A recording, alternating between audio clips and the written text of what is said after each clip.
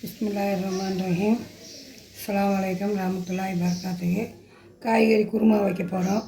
பாருங்கள் இப்படி என்ன காய்கறி வந்து கேரட்டு, உருளைக்கிழங்கு, தக்காளி, பீன்ஸு, பட்டாணி, இஞ்சி பூண்டு பேஸ்ட்டுக்கு அரைக்கிறதுக்கு வந்து தேங்காய், பாதாம், சீரகம், தாளிக்கிறதுக்கு வெங்காயம், மிளகாத்தூள், மஞ்சத்தூள், சோம்புத்தூள், மல்லித்தூள், கரம் மசாலா போட்டுக்கலாம். வாங்க வீடியோக்குள்ள போகலாம். எண்ணெய் அப்புறம் ஊற்றிக்கலாம். இதில் வேக வச்சுக்கலாம். எல்லாத்தையும் காயெல்லாம் போட்டு அப்புறம் தாளித்து போட்டுக்கலாம்.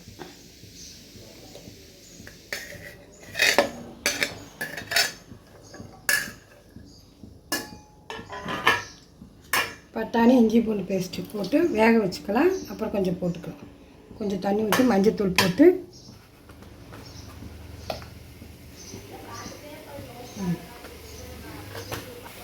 தண்ணி ஊற்றி நல்லா வேக வச்சுக்கலாம்.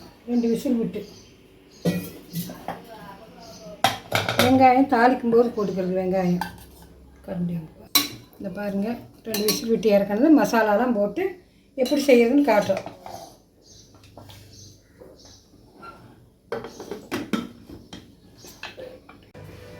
இந்த பாருங்கள் வெந்திருக்கும். 3 விசில் வந்துருச்சு. நல்லா வெந்துக்குச்சு. இன்னும் இருக்க இதெல்லாம் மசாலாலாம் போட்டு ஒருக்கா வந்து விசில் போட்டு வைக்கலாம். நல்லா மசிஞ்சுக்கும். இந்த வெங்காய பேஸ்ட் அரைச்சது இப்போதான் மசாலாவே போட போகிறோம். பச்சை மிளகா, இதில் வந்து பச்சை மிளகா, புதினா, சோம்புத்தூள், மல்லித்தூள், கரம் மசாலா, மிளகாத்தூள், மல்லித்தூள், ஜீரகம், மிளகும் போட்டிருக்குறோம். அதனால் வந்து அது போடும்போது ஜீரகம் போட்டு அரைச்சிருக்குறோம். அது வேறையா.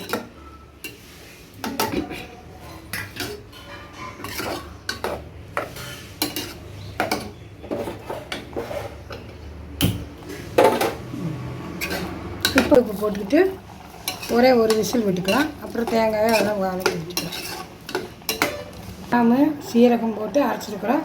இது போட்டுக்கலாம். தண்ணி ஊற்றிக்கலாம். தேங்காய் போட்டிருக்குறோம். தண்ணி கழுவி ஊற்றி ஜாரை கழுவி ஊற்றிக்கலாம்.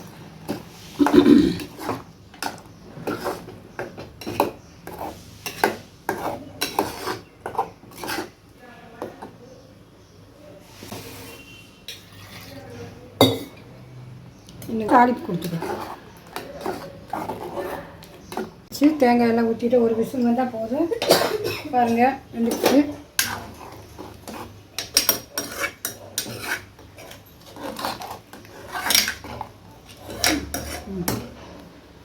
அது கூட இது பச்சை பால் ஒரு கிளாஸ், ஒரு ஸ்பூன், பெரிய கரண்டியில் ஒரு கரண்டி ஊற்றணும்.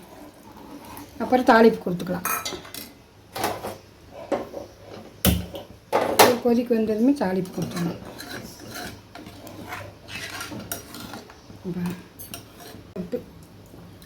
போதும்.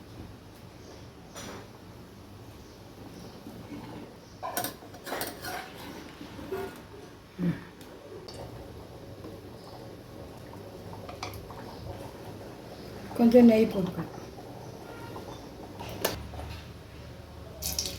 வெங்காயம் போட்டுக்கலாம். நல்லா வேகணும். வெங்காயம் நல்லா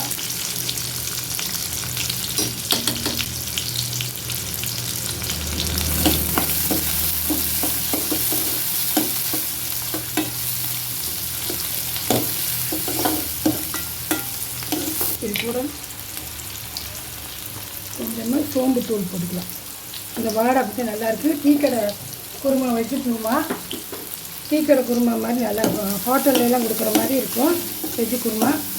அதனால் சோம்புத்தூள் 2வது ஒரு கப் சேர்த்துக்கணும். கொஞ்சம் அரைச்ச வெங்காயம் போட்டுக்கலாம்.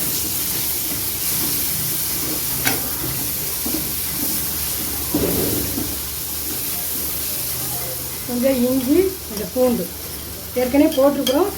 இருந்தாலும் இப்போ தாளிக்கும் போது போகிறோம்.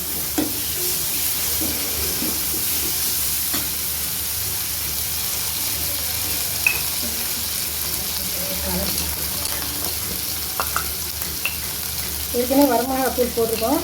இதில் வந்து கொஞ்சமாக போட்டுக்கலாம்.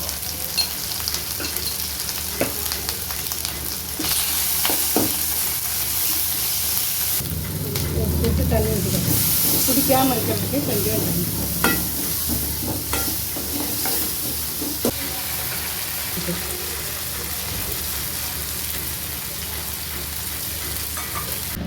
குருமா எழுதி கொட்டிக்கணும். வெஜ்ஜு குருமா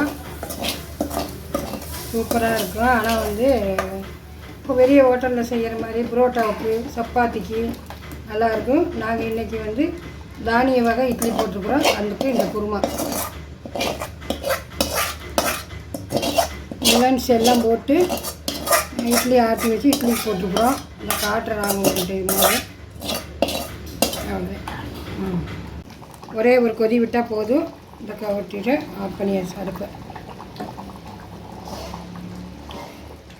புரோட்டாவுக்கு சூப்பராக இருக்கும். நீங்கள் செஞ்சு பாருங்கள், இதே மாதிரி செஞ்சு பாருங்கள், கமெண்ட் பண்ணுங்கள் செஞ்சுட்டு. ரொம்ப டேஸ்ட்டாக இருக்குது இந்த குருமா. ஹோட்டலில் பெரிய பெரிய ஹோட்டலில் செய்கிற மாதிரி பாருங்கள். நீங்கள் இதே மாதிரி செய்யுங்க. கொஞ்சம் காய்கறிக்கெல்லாம் மெனக்கடணும், இருந்தாலும் செஞ்சாலும் நல்லாயிருக்கும். பாருங்கள், நல்லாயிருக்கும். இதே மாதிரி செஞ்சு நீங்களும் சாப்பிடுங்க. ஷேர் பண்ணுங்கள், சப்ஸ்கிரைப் பண்ணுங்கள், லைக் பண்ணுங்கள், சப்போர்ட் பண்ணுங்கள். அஸ்ஸலாமு அலைக்கும் வரஹ்மத்துல்லாஹி வபரகாத்துஹு.